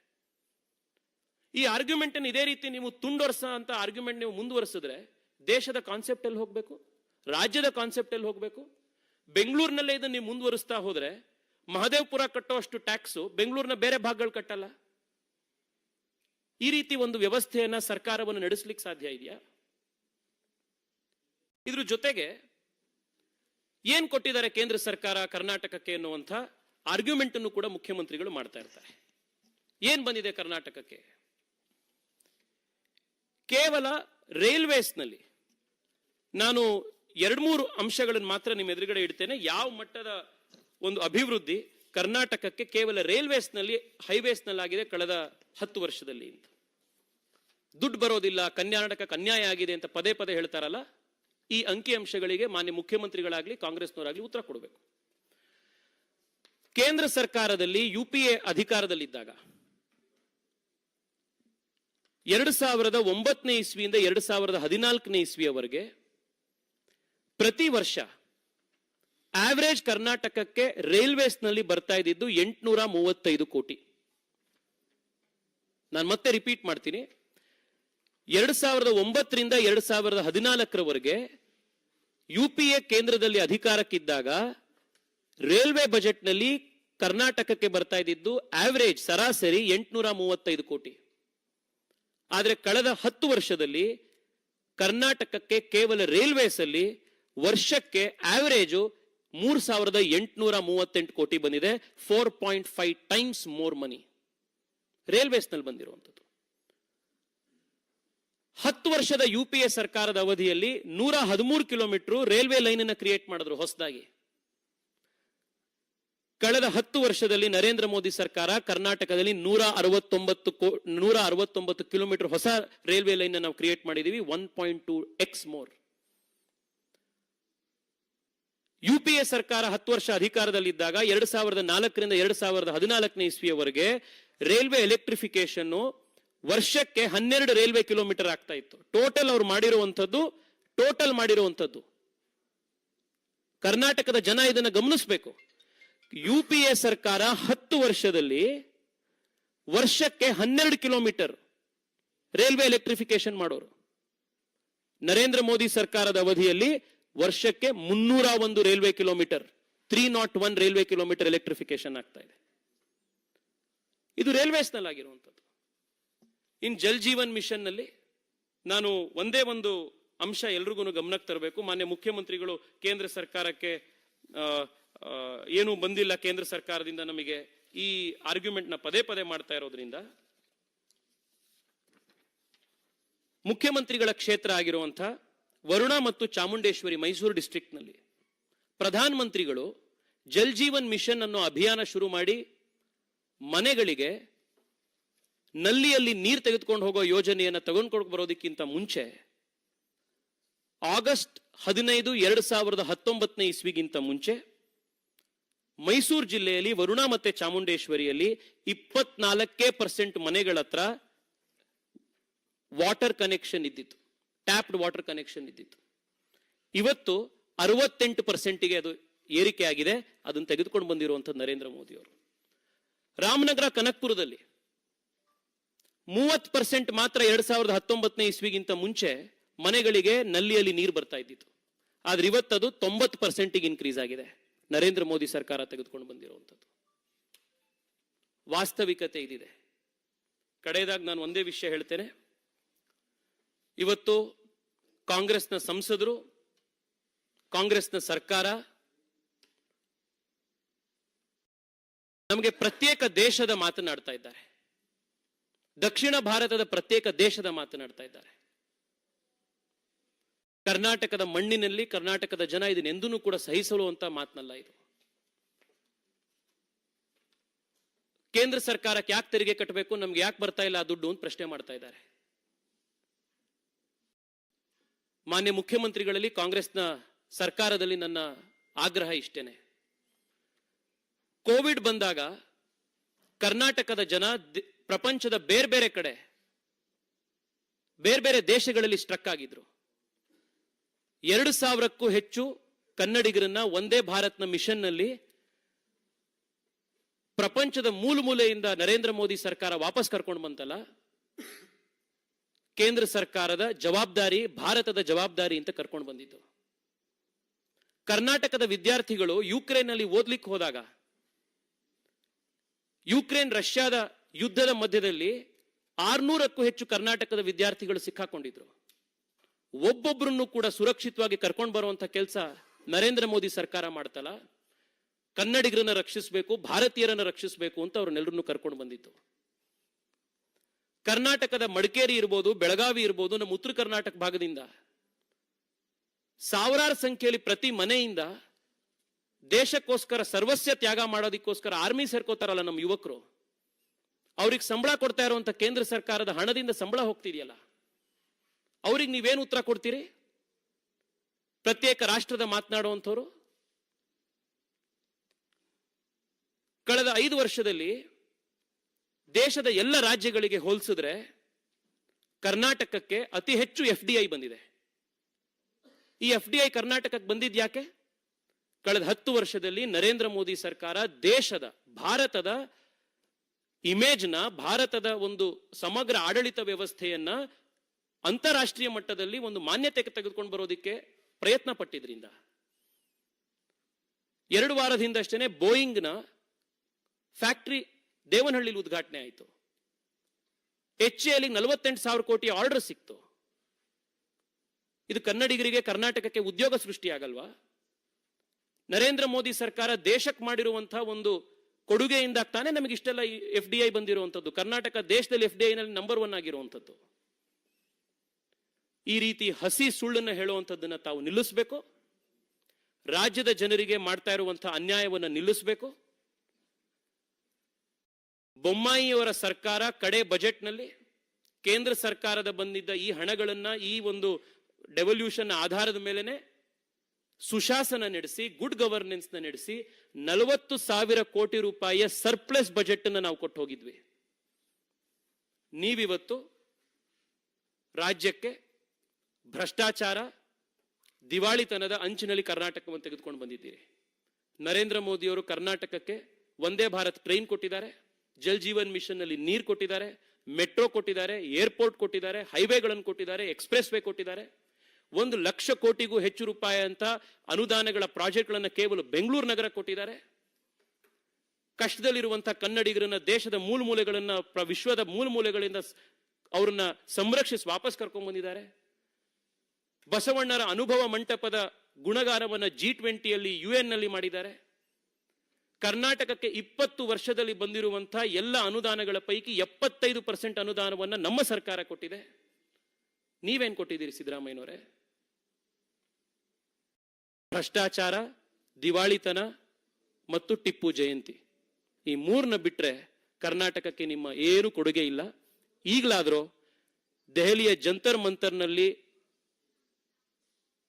ಬಿರಾಡ ಹೂಡಿರುವಂತಹ ಬಿಡಾರ ಹೂಡಿರುವಂತ ನಿಮ್ಮ ಡ್ರಾಮಾ ಕಂಪನಿಯನ್ನ ಪ್ಯಾಕಪ್ ಮಾಡಿ ವಾಪಸ್ಸು ಬೆಂಗಳೂರಿಗೆ ತಕ್ಷಣದಲ್ಲಿ ಹೋಗಿ ಜನರ ಕೆಲಸವನ್ನ ಮಾಡುವಂತ ಕೆಲಸ ಮಾಡಿ ಅಂತ ಹೇಳಿ ನಾನು ಮಾನ್ಯ ಮುಖ್ಯಮಂತ್ರಿಗಳಲ್ಲಿ ಆಗ್ರಹ ಮಾಡ್ತಾ ಇದ್ದೀನಿ.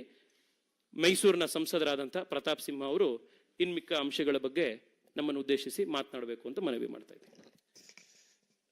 I'll quickly finish it in 2-3 minutes. I just have to say only few things. ಎಲ್ಲರಿಗೂ ನಮಸ್ಕಾರ. ಇದುವರೆಗೂ ತೇಜಸ್ವಿ ಸೂರ್ಯ ಅವರು ಬಹಳ ದೀರ್ಘವಾಗಿ ಕಾಂಗ್ರೆಸ್ಸು ಹೇಳ್ಕೊಂಡು ಬಂದಿರುವಂತಹ ಹಸಿ ಹಸಿ ಸುಳ್ಳುಗಳನ್ನ ಅಂಕಿ ಅಂಶಗಳ ಮುಖಾಂತರವಾಗಿ ಬಯಲು ಮಾಡಿದ್ದಾರೆ. ನಾನು ಅವರಿಗೆ ಧನ್ಯವಾದವನ್ನು ಹೇಳ್ತಾ, ಇನ್ನು 1-2 ವಿಚಾರಗಳ ಬಗ್ಗೆ ನಾನು ಹೇಳಲಿಕ್ಕೆ ಬಯಸ್ತೀನಿ. ಏನಂತಂದ್ರೆ, ಕರ್ನಾಟಕಕ್ಕೆ ಬರ ಪರಿಹಾರವನ್ನ ಕೊಟ್ಟಿಲ್ಲ ಅಂತ ಹೇಳಿ ಸಿದ್ದರಾಮಯ್ಯನವರು ಮತ್ತು ಅವರ ಸರ್ಕಾರದ ಪ್ರತಿನಿಧಿಗಳು ಪದೇ ಪದೇ ಮಾತಾಡ್ತಿದ್ದಾರೆ. ಅವರಿಗೆ ಒಂದು ಅಂಶವನ್ನ ಫಸ್ಟ್ ಹೇಳಲಿಕ್ಕೆ ಬಯಸ್ತೇನೆ. NDRF ಏನು ನ್ಯಾಷನಲ್ ಡಿಸಾಸ್ಟರ್ ರೆಸ್ಪಾನ್ಸ್ ಫಂಡ್ ಅಂತ ಹೇಳ್ತೀವಿ, ಇದು UPA ಸರ್ಕಾರ ಇದ್ದಂತ ಸಂದರ್ಭದಲ್ಲಿ 2004ರಿಂದ 2014ವರೆಗೂ 3233 ಕೋಟಿ ರೂಪಾಯಿನ ಕೊಟ್ಟಿದ್ದಾರೆ. ಆದರೆ ನಮ್ಮ ಮೋದಿಜಿ ನೇತೃತ್ವದ NDA ಸರ್ಕಾರ ಮತ್ತೆ ಬಂದಾದ ನಂತರ 2014ರಿಂದ ಇದುವರೆಗೂ 11,630 ಕೋಟಿ ರೂಪಾಯಿ ಕೊಟ್ಟಿದ್ದಾರೆ. 3 ಪಟ್ಟು ಹೆಚ್ಚನ ಕೊಟ್ಟಿದ್ದಾರೆ. ಇನ್ನು ಈ ನಮಗೆ 17,000 ಕೋಟಿ ರೂಪಾಯಿನ ಕೇಂದ್ರ ಸರ್ಕಾರದವರು ಕೊಡಬೇಕು, 34,000 ಕೋಟಿ ನಷ್ಟ ಆಗಿದೆ ಅಂತ ಹೇಳಿ ನಾವು ಇದನ್ನು ಕೊಟ್ಟಿದ್ದೀವಿ, ಪ್ರೈಮ್ ಮಿನಿಸ್ಟರ್ ಮೀಟ್ ಆಗಿದ್ದೀವಿ, ಇದುವರೆಗೂ ಪರಿಹಾರ ಬಂದಿಲ್ಲ ಅಂತ ಹೇಳ್ತಾರೆ. 14 ಬಜೆಟ್ ಅನ್ನ ಮಂಡಿಸಿರುವಂತಹ ಮಾನ್ಯ ಸಿದ್ದರಾಮಯ್ಯನವರಿಗೆ ಯಾವ ರೀತಿ NDRF ಮತ್ತು SDRF ಫಂಡ್ ಅನ್ನ ಕೊಡಲಾಗುತ್ತೆ, ಅದ್ರ ಪ್ರೋಸೆಸ್ ಏನು ಅನ್ನೋದ್ರ ಬಗ್ಗೆ ಕನಿಷ್ಠ ಜ್ಞಾನ ಆದ್ರೂ ಇರಲೇಬೇಕಾಗುತ್ತೆ. ಯಾವುದೇ ಒಂದು ರಾಜ್ಯ ಅದು ಬರಪೀಡಿತ ಆಗ್ಬೋದು, ನೆರೆ ಪೀಡಿತ ಆಗ್ಬೋದು. ಬರ ಬಂತು, ನೆರೆ ಬಂತು ಅಂತಂದ್ರೆ ಅದು ಅಗ್ರಿಕಲ್ಚರ್ ಡಿಪಾರ್ಟ್ಮೆಂಟ್ ಇರ್ಬೋದು, ಹಾರ್ಟಿಕಲ್ಚರ್ ಡಿಪಾರ್ಟ್ಮೆಂಟ್ ಇರ್ಬೋದು, ಅಥವಾ ಕಾಫಿ ಬೋರ್ಡ್ ಇರ್ಬೋದು, ಕರ್ನಾಟಕದಲ್ಲಿ ವಿಶೇಷವಾಗಿ ನಾನು ಪ್ರತಿನಿಧಿಸುವಂತ ಕ್ಷೇತ್ರ. ಹೀಗೆ ಎಲ್ಲಾ ಡಿಪಾರ್ಟ್ಮೆಂಟ್ ಮುಖಾಂತರನು ಕೂಡ ಆಯಾ ಜಿಲ್ಲೆಯಲ್ಲಿ ಎಷ್ಟೆಷ್ಟು ನಷ್ಟ ಆಗಿದೆ ಅಂತ ಹೇಳಿ ಅವರು ಮಾಹಿತಿಯನ್ನ ಪ್ರತಿ ಇಲಾಖೆಯಿಂದ ಪಡ್ಕೊಂಡು DC ಕಚೇರಿಯಿಂದ ಚೀಫ್ ಸೆಕ್ರೆಟರಿ ಬಂದು, ಚೀಫ್ ಸೆಕ್ರೆಟರಿಯಿಂದ ಕೇಂದ್ರ ಸರ್ಕಾರಕ್ಕೆ ಅದು ಸಬ್ಮಿಟ್ ಆಗುತ್ತೆ. ಅದು ವಿಶೇಷವಾಗಿ ಹೋಮ್ ಮಿನಿಸ್ಟ್ರಿಗೆ ಬರುತ್ತೆ. NDRF ಅನ್ನ ನಿರ್ಧಾರ ಮಾಡೋರು ಹೋಮ್ ಮಿನಿಸ್ಟ್ರಿಯಲ್ಲಿ. ಹೋಮ್ ಮಿನಿಸ್ಟ್ರಿಗೆ ರಿಪೋರ್ಟ್ ಸಬ್ಮಿಟ್ ಮಾಡಿದ್ಮೇಲೆ ಹೋಮ್ ಮಿನಿಸ್ಟ್ರಿ ಒಂದು ಟೀಮ್ ಅನ್ನ ಕಳಿಸ್ತಾರೆ, NDRF ಟೀಮ್ ಕಳಿಸ್ತಾರೆ. ಅವರು ಬಂದು ಸ್ಥಳಕ್ಕೆ ಬಂದು ಪರಾಮರ್ಶೆ ಮಾಡಿ ನಷ್ಟ ಎಷ್ಟಾಗಿದೆ ಅಂತ ಹೇಳಿ ಅವರ ಅಂದಾಜನ್ನು ಹಾಕ್ತಾರೆ. ಅದಾದ ನಂತರ ಕೇಂದ್ರ ಸರ್ಕಾರ NDRF ನಲ್ಲಿ ಕೆಳಗಡೆ ಪರಿಹಾರವನ್ನ ವಿತರಣೆ ಮಾಡುತ್ತೆ. ಆದರೆ ನಮ್ಮ ದೇಶದಲ್ಲಿ 29 ರಾಜ್ಯಗಳು, 7 ಕೇಂದ್ರಾಡಳಿತ ಪ್ರದೇಶಗಳಿದೆ. ಏಕಕಾಲಕ್ಕೆ ಒಂದು ರಾಜ್ಯದಲ್ಲಿ ನೆರೆ ಬರ್ತಾ ಇದ್ರೆ ಇನ್ನೊಂದು ಕಾಲದ ರಾಜ್ಯದಲ್ಲಿ ಬರ ಇರುತ್ತೆ. ಈ ಸರಿನೂ ಕೂಡ ಸುಮಾರು 16 ರಾಜ್ಯಗಳು ನೆರೆ ಬರ ಈ ರೀತಿ ಪೀಡಿತವಾಗಿದೆ. ಎಲ್ಲ ರಾಜ್ಯಗಳು ಕೂಡ ಅವರಲ್ಲಿ ಎಷ್ಟು ನಷ್ಟ ಆಗಿದೆ ಅನ್ನೋದನ್ನ ಕೇಂದ್ರ ಸರ್ಕಾರಕ್ಕೆ ಸಬ್ಮಿಟ್ ಮಾಡ್ತಾರೆ.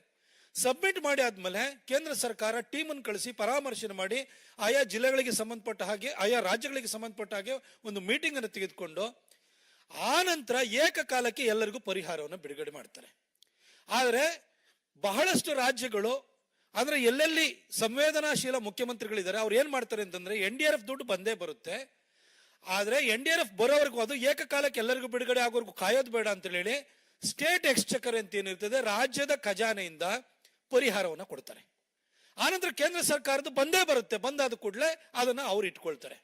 ಆದ್ರೆ ಮಾನ್ಯ ಮುಖ್ಯಮಂತ್ರಿಗಳು 34,000 ಕೋಟಿ ನಷ್ಟ ಆಗಿದೆ, ಕೇಂದ್ರ ಸರ್ಕಾರ 17,000 ಕೋಟಿ ಕೊಡಬೇಕು, ನಾವು ರಿಪೋರ್ಟ್ ಸಬ್ಮಿಟ್ ಮಾಡಿದ್ವಿ ಅಂತ ಹೇಳ್ತಾರೆ. ಈ 34,000 ಕೋಟಿ ಅಂತ ಹೇಳಿ ಅಸೆಟ್ಸ್ NDRF ಟೀಮ್ ಬಂದಾದ್ಮೇಲೆ ಪ್ರಾಪರ್ ಅಸೆಸ್ಮೆಂಟ್ ಆಗುತ್ತೆ. ಆಯ್ತು, ಕೇಂದ್ರ ಸರ್ಕಾರ 50% 17,000 ಕೋಟಿ ಕೊಡಬೇಕು ಅಂತ ಹೇಳ್ತಾರಲ್ಲ, ಈ 17,000 ಕೋಟಿನ ರಾಜ್ಯ ಸರ್ಕಾರ ಕೊಡ್ಬೇಕಲ್ಲ. ಹಾಗಾದ್ರೆ ಆ 17,000 ಕೋಟಿ ರೂಪಾಯಿನಲ್ಲಿ ರಾಜ್ಯ ಸರ್ಕಾರ ಇಲ್ಲವರೆಗೆ ಎಷ್ಟು ಕೊಟ್ಟಿದೆ? 17,000 ಕೋಟಿ ರೂಪಾಯಿನ ಅವ್ರು ಕೊಡ್ಬೇಕಲ್ಲ. ಅವ್ರು ಕೊಟ್ಟಿರೋದು ಜನವರಿ 7ನೇ ತಾರೀಕು ಕೇವಲ 105 ಕೋಟಿ ರೂಪಾಯಿ ಕೊಟ್ಟಿದ್ದಾರೆ. ಒಬ್ಬೊಬ್ಬರಿಗೆ 2,000 ರೂಪಾಯಿ ಕೊಡ್ತೀವಿ ಅಂತ ಹೇಳ್ತಿದ್ದಾರೆ. ಕೇಂದ್ರ ಸರ್ಕಾರ 17,000 ಕೋಟಿನೂ ಕೊಡ್ಬೇಕಂತೆ. ಇವರು 17,000 ಕೋಟಿನ ಇವ್ರು ಕೊಡ್ಬೇಕಲ್ಲ, ಇವ್ರು ಕೊಟ್ಟಿರೋದು 105 ಕೋಟಿ.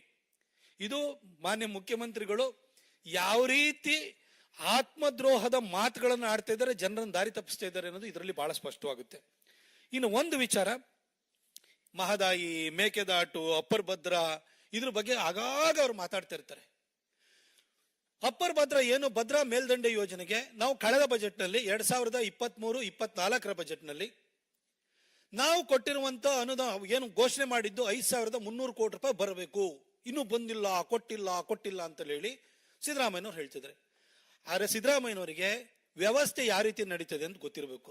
5,300 ಕೋಟಿ ರೂಪಾಯಿನ ನಿಮಗೆ ತಗೊಂಡೋಗಿ ಖಜಾನೆ ಕಳಿಸ್ಬಿಟ್ಟು ಅದರಲ್ಲಿ ನೀವು ಪರ್ಸೆಂಟೇಜ್ ತಗೊಂಡ್ಬಿಟ್ಟು ಕಾಂಟ್ರಾಕ್ಟರ್ ಫಿಕ್ಸ್ ಮಾಡೋದಕ್ಕೆ ಕೊಡಲ್ಲ ಕೇಂದ್ರ ಸರ್ಕಾರ. ನೀವು ಅಪ್ಪರ್ ಭದ್ರಾ ಪ್ರಾಜೆಕ್ಟ್ ಅನ್ನ ನೀವು ಅಣೆಕಟ್ಟಿನ ಎತ್ತರವನ್ನ ಮಾಡೋದಕ್ಕೆ ನಿಮ್ಮ ಹತ್ರ ಡಿಸೈನ್ ರೆಡಿ ಮಾಡಿಕೊಂಡು ಅದಕ್ಕೆ ನೀವು ಕೇಂದ್ರ ಸರ್ಕಾರದ ಜಲಶಕ್ತಿ ಮಂತ್ರಾಲಯದಿಂದ 5,300 ಕೋಟಿ ಕೊಡ್ತೀವಿ ಅಂತ ಹೇಳಿದ್ರಲ್ಲ, ಕನ್ಸೆಂಟ್, ಅದರಿಂದ ಅನುಮತಿಯನ್ನು ಪಡ್ಕೊಂಡು ನೀವು ಟೆಂಡರ್ ಫ್ಲೋಟ್ ಮಾಡಬೇಕು.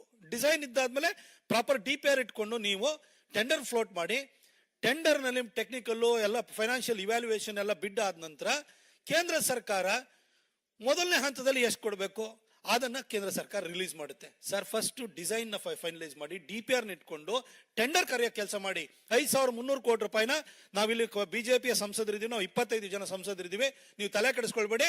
ನಿಮ್ಗೆ 5,300 ಕೋಟಿ ರೂಪಾಯಿ 5 ರೂಪಾಯಿನೂ ಕಮ್ಮಿ ಆಗಲ್ಲ, ಅಷ್ಟನ್ನು ಕೂಡ ನಾವು ಕೊಡಿಸ್ತೀವಿ. ಆದ್ರೆ ಜನರನ್ನ ದಾರಿ ತಪ್ಪಿಸುವಂತ ಕೆಲಸ ಮಾಡಬೇಡಿ. ಇನ್ನ ಮೇಕೆದಾಟು, ಸಿದ್ದರಾಮಯ್ಯನವರು ಉಪಮುಖ್ಯಮಂತ್ರಿಗಳು ಇಬ್ಬರೂ ಕೂಡ ಏನು ಪಾದಯಾತ್ರೆ ಮಾಡಿ ಅಲ್ಲಿ ಬರಬೇಕಾದ್ರೆ ಎಲ್ಲಾರ್ಗು ಕೂಡ ಎಲ್ಲ ಅಭಿಷೇಕನು ಮಾಡಿಬಿಟ್ಟು ಅಲ್ಲಿ ಅವ್ರನ್ನ ಕರ್ಕೊಂಡು ಪಾದಯಾತ್ರೆ ಮಾಡಿದ್ರು. ಸರ್, ಇದು ಕಾವೇರಿ ಬೇಸಿನಲ್ಲಿ ಬರುತ್ತೆ. ಕಾವೇರಿ ಬೇಸಿನಲ್ಲಿ ನೀವು ಕೇರಳ, ಕರ್ನಾಟಕ, ತಮಿಳುನಾಡು, ಪಾಂಡಿಚೇರಿ ಇಷ್ಟೂ ರಾಜ್ಯಗಳನ್ನು ಕೂಡ ನಾವು ಒಟ್ಟಿಗೆ ತೆಗೆದುಕೊಂಡು ಹೋಗ್ಬೇಕಾಗುತ್ತೆ. ನೀವು ಮೇಕೆದಾಟು ಪ್ರಾಜೆಕ್ಟ್ ಬರೋ ಕಡೆ ನಿಮಗೆ ಅಲ್ಲಿ ಎನ್ವಿರಾನ್ಮೆಂಟಲ್ ಕ್ಲಿಯರೆನ್ಸ್ ಬೇಕು. ಎನ್ವಿರಾನ್ಮೆಂಟಲ್ ಕ್ಲಿಯರೆನ್ಸ್ DPR ಆಗಬೇಕು. ನೀವು ಪಕ್ಕದಲ್ಲಿರುವಂತ ಸ್ಟಾಲಿನಿಗೆ ಒಂದು ಫೋನ್ ಮಾಡಿ, ನಿಮಗೆ ಕೋಟ ಏನ್ ಕೊಡ್ಬೇಕು, ನಾವು 175 TMC ನೀರು ಅದನ್ನ ಕೊಡ್ತೀವಿ. ಎಕ್ಸೆಸ್ ವಾಟರ್ ಏನ್ ಬರ್ತದಲ್ಲ ಅದು ಹೋಗಿ ಸಮುದ್ರ ಸೇರೋದ್ರ ಬದಲು ನಾವು ಬೆಂಗಳೂರಿಗೆ ಕುಡಿಯೋ ನೀರಿಗೆ ನಾವು ಬಳಸ್ಕೊಳ್ತೀವಿ, ನಾವು ಡ್ಯಾಮ್ ಮಾಡ್ತೀವಿ, ಇದಕ್ಕೆ ತಗಾದೆ ತೆಗಿಬಿಡಿ ಅಂತ ಹೇಳಿ ನೀವು ಹೇಳ್ಕೊಳ್ಳಿ. ಈ ಇಂಡಿ ಅಲಯನ್ಸ್ ಅಂತ ಹೇಳ್ಬಿಟ್ಟು ಎಲ್ಲಾ ಕಡೆ ಕೈ ಹಿಡ್ಕೊಂಡು ನೀವು ಪೋಸ್ ಕೊಡ್ತಿರಲ್ಲ, ಒಂದು ಫೋನ್ ತಗೊಂಡ್ಬಿಟ್ಟು ತಗಾದೆ ತೆಗಿಬಿಡಿ ಅಂತೇಳಿ ಕೇಂದ್ರ ಸರ್ಕಾರ, ತಮಿಳುನಾಡಿನ ಅಬ್ಜೆಕ್ಷನ್ ಇರಬಾರ್ದು. ಅದಕ್ಕೆ ಸುಪ್ರೀಂ ಕೋರ್ಟ್ ನಲ್ಲೂ ಕೂಡ, ಸುಪ್ರೀಂ ಕೋರ್ಟ್ ಮುಂದೆನೆ ಹೋಗ್ಬೇಕು. ಏನಾದ್ರೂ ತಕರಾರಿತ್ತು ಅಂತಂದ್ರೆ ಸುಪ್ರೀಂ ಕೋರ್ಟೇ ಅಲೋ ಮಾಡಲ್ಲ ಅದಕ್ಕೆ. ಅದು ಕಾವೇರಿ ವಾಟರ್ ಮ್ಯಾನೇಜ್ಮೆಂಟ್ ಅಥಾರಿಟಿ ಇದೆ, ಅದ್ರ ಮುಂದೆ ಹೋಗ್ಬೇಕಾಗುತ್ತೆ. ದಯವಿಟ್ಟು ಫಸ್ಟ್ ಸ್ಟಾಲಿನ್ ಅನ್ನ ನೀವು ಕನ್ವಿನ್ಸ್ ಮಾಡಿ. ಕೇಂದ್ರ ಸರ್ಕಾರ ಖಂಡಿತ ಅವಾಗ ಮಧ್ಯಸ್ಥಿಕೆ ವಹಿಸಿ ನಿಮಗೆ ಎನ್ವಿರಾನ್ಮೆಂಟಲ್ ಕ್ಲಿಯರೆನ್ಸ್ ಕೊಡ್ಸೋ ಕೆಲಸ, DPR ಗೆ ಪರ್ಮಿಷನ್ ಕೊಡ್ಸೋ ಕೆಲಸನ ನಾವು 25 ಸಂಸದರು ನಾವು ಮಾಡ್ತೀವಿ. ಫಸ್ಟ್ ಸ್ಟಾಲಿನ್ ಅನ್ನ ಕನ್ವಿನ್ಸ್ ಮಾಡೋ ಕೆಲಸನ ನೀವು ಮಾಡಿ ಅಂತ ಹೇಳ್ತೀನಿ. ತೇಜಸ್ವಿ ಅವರು ಬಹಳ ಸುದೀರ್ಘವಾಗಿ ಹೇಳಿದ್ದಾರೆ. ಇಂಗ್ಲಿಷ್ ಮಾಧ್ಯಮದವರು ಕೂಡ ಇದ್ದಾರೆ, ಹಾಗಾಗಿ ಅವರಿಗೆ ಅವರೇ ಒಂದು ಸ್ವಲ್ಪ ಸಣ್ಣ ಬ್ರೀಫಿಂಗ್ ಅನ್ನು ಕೂಡ ಮಾಡ್ತಾರೆ. Thank you.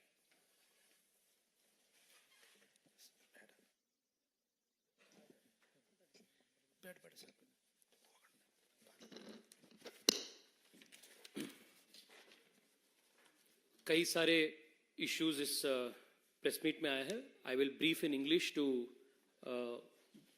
for the consumption of the national media here.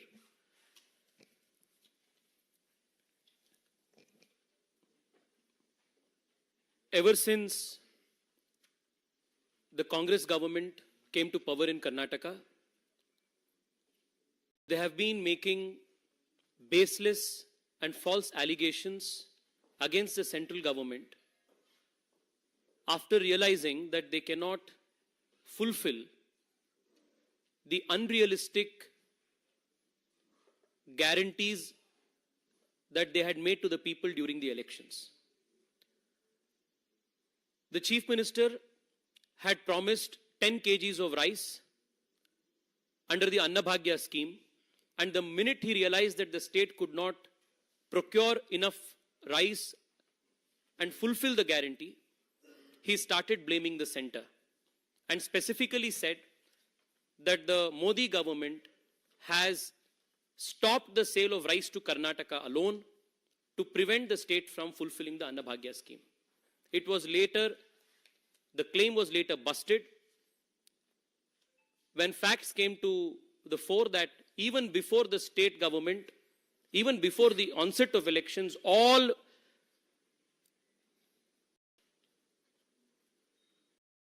food grains to all states had to be procured from the open market. A few months ago, the Deputy Chief Minister claimed that the state has no funds for development.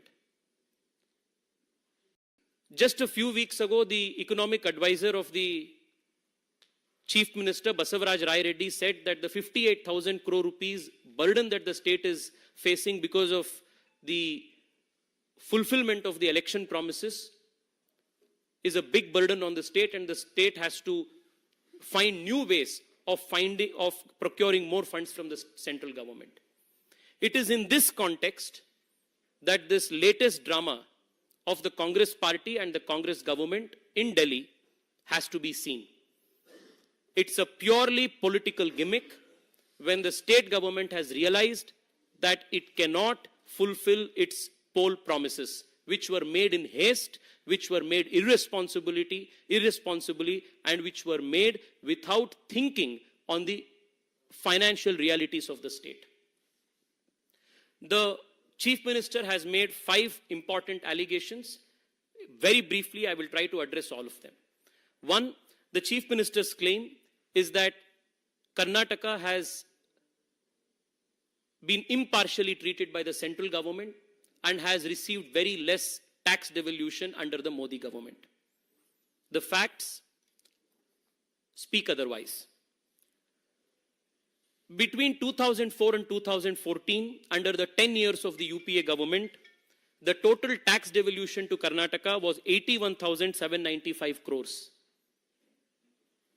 And in the last 10 years under the Narendra Modi government, Karnataka has received a whopping 2,85,452 crores. It is a 250% increase in the devolution. The grants in aid that Karnataka received between 2004 and 2014 under the UPA was a paltry 60,779 crore rupees. Today, after 10 years of Narendra Modi government, Karnataka has received 2,08,832 crores as grant in aids, which is a 243% increase. The last 20 years, Karnataka has received 75% of all the money that Karnataka has received in the last 20 years from the central government. The state has received under the last 10 years of the Narendra Modi government. I will repeat this. 75% of all grants from the central government that the state has received in the last 20 years, Karnataka has got just in the last 10 years of the Narendra Modi government. And yet, the Chief Minister prefers to lie and misguide the people of the state. The second allegation that the Chief Minister makes is with respect to impartial distribution of funds from the Finance Commission. The Chief Minister is an experienced statesman who has delivered 13 budgets. He is very aware that the central government has to follow to the T the recommendations of the Finance Commission, which is an independent constitutional body made under Article 280 of the Constitution. The Finance Commission does not arrive at these figures of devolution whimsically. It conducts a very extensive consultation process all across the country. And in this extensive consultation process, the members of the Finance Commission visited Karnataka in June 2019 and spoke to ministries, the Chief Minister, as well as representatives from the Panchayat level and senior officers for 3 full days in Karnataka, 23rd, 25th and 26th of June 2019. At that time in Karnataka, it was the very same Congress and JDS government which was in power, and senior ministers of the Congress party who are in government today were also in government then.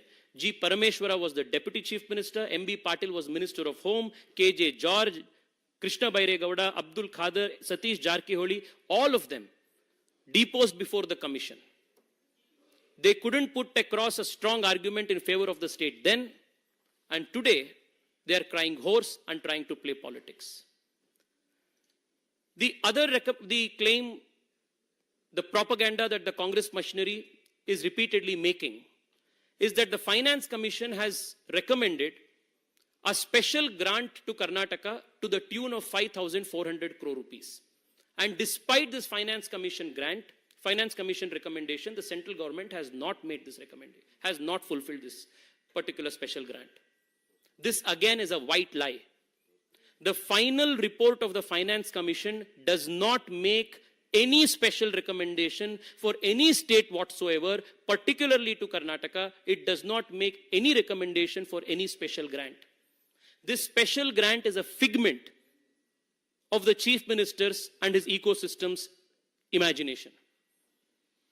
The chief minister is very well aware that under Article 281 of the Constitution, the central government is duty bound to make good every single recommendation of the Finance Commission and also lay a report on the floor of the House in the Parliament with respect to the action taken as regards the Finance Commission report.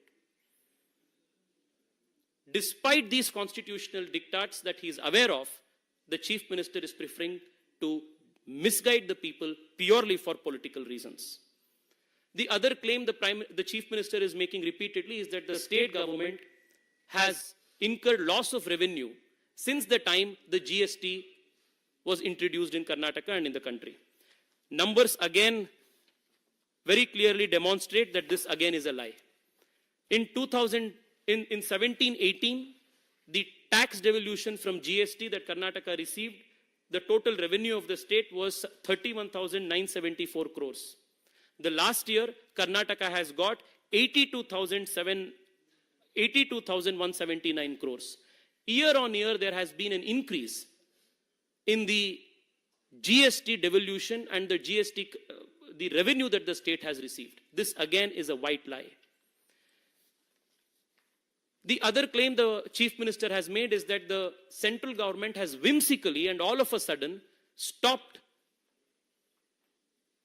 GST compensation to Karnataka in just 5 years. The Chief Minister is very well aware that the GST Act mandates cessation of the compensation after 5 years. Yet he chooses to misguide the country. This cessation of compensation is not unique to Karnataka alone. Uttar Pradesh, Maharashtra, and every other state in India has stopped receiving GST compensation after a 5-year term because that is the mandate of the GST Act. Despite knowing all of these things, the Chief Minister and his machinery is fully indulged in petty politics. The other argument that the Chief Minister is making is that Karnataka is among the states which contributes the maximum to the central pool of revenue, and therefore we must get a proportionate devolution. That if we contribute 100 rupees to the center, we must get back 100 rupees. This argument is against the principle of federalism. This argument is against the principles enshrined in the Constitution, and this is a very, dare I say, an anti-national argument to make. I represent Bengaluru, and 60% of the state's revenue comes from my city of Bengaluru. So should this argument be extended to say that the revenue generated from Bengaluru must not be spent for the benefit of Mysuru, for benefit of Kalburgi, for benefit of Kolar? And are companies in Bengaluru or companies in Karnataka only conducting their business within the state or within the district? What has happened to the concept of one nation, one market? Isn't this large market that we have got a benefit for our companies? Aren't our companies earning revenues by making produces and services and sale of goods outside of the border of the state? So this is a very pernicious and a devious argument that the Chief Minister is and the Congress party is doing. I only want to conclude with this, that over the last 10 years, the Prime Minister has contributed immensely to the growth of the state. Multiple Vande Bharat trains, expressways, highways, airports, metros, irrigation projects, all have received great support from the Narendra Modi government to Karnataka. And when the people of the state were in distress, thousands of Kannadigas were rescued by the union government, by the central government, during the peak of COVID under the Vande Bharat mission. For those who are speaking of a separate nation for the South, a separate nationhood for Karnataka, what answer will you have to those 1,000 plus children who were rescued from Ukraine by the central government? Thousands of Kannadigas every year enroll themselves in the army. the salaries of which is borne by the central government. These Kannadigas go to the border and shed their blood, sweat for the protection of the nation of Bharat. How will you face these young people who make supreme sacrifice for Bharat, who hail from Karnataka? Over the last few years, Karnataka has been the state which has consistently achieved the distinction of the state attracting the highest FDI. Did this happen purely because of the state government's efforts?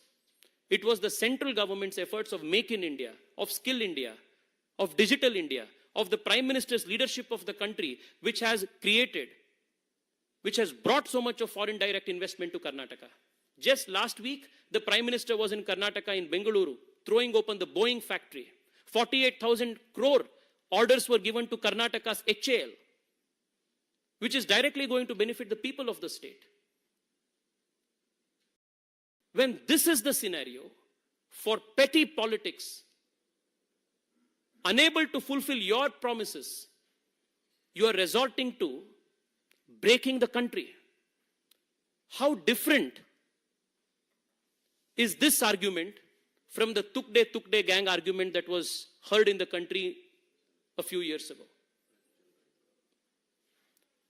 I would conclude by asking the Chief Minister to please go back to Bengaluru along with his 130 MLAs, to please stop the drama that he is conducting in Delhi, to please go back to Bengaluru and start working for the people and stop politicking on such important and sensitive matters. The Narendra Modi government runs on the mantra of Sabka Saath and Sabka Vikas. It is our duty to take care of every single Bharatiya, every single Kannadiga, and the Prime Minister and the Bharatiya Janata Party government will leave no stone unturned to bring justice, prosperity and development to the whole of the state. Thank you so much.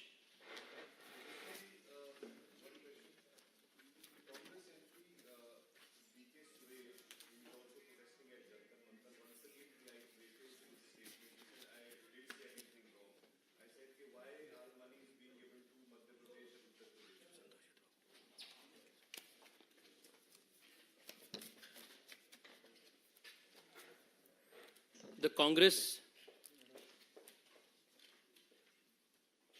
is the original Tukde party of the country.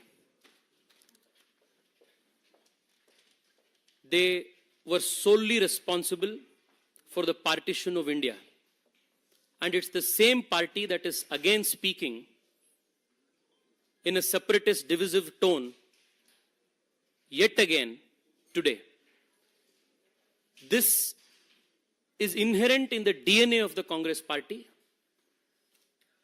People of the country and people of the state will reject this argument and this devious agenda tooth and nail.